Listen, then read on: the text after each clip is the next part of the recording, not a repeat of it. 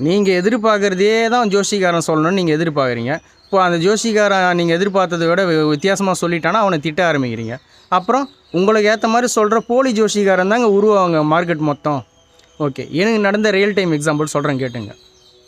என்னை விட அவர் 6 வயசு பெரியவர். அவர் வந்து என்ன ஏதுன்னு கேட்காம கையை பார்த்து ஏதாவது பலன்னு சொல்லுன்னாரு. நான் உங்களுக்கு கல்யாணம் இந்த வயசில் நடக்கும்னு சொன்னேன். அந்த வயசு வந்து அவருக்கு அடுத்த வருஷம்தான் அந்த வயசு அவருக்கு வருது.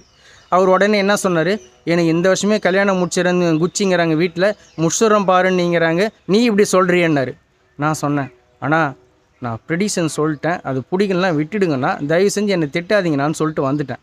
எப்படி நீ ஜோசியம் சொல்லலான்னு அப்பவும் அவர் திட்டிகிட்டே இருந்தார். சரி, 1 வருஷம் ஆச்சு. அவர் நான் சொன்ன மாதிரி அந்த வருஷம் அவர் கல்யாணம் ஆகலை. அடுத்த வருஷம் வம்படியாக நான் போய் நான் போன வருஷம் நான் ப்ரெடிஷன் சொல்லும்போது திட்டினீங்களே, போன வருஷம் உங்களுக்கு கல்யாணம் ஆகிடுச்சான்னு. அது எனக்கு தெரியாது, நீ என்ன சொன்னேன்னு எனக்கு தெரியாது, எனக்கு ஞாபகம் இல்லை அவர் சொன்ன பதில்.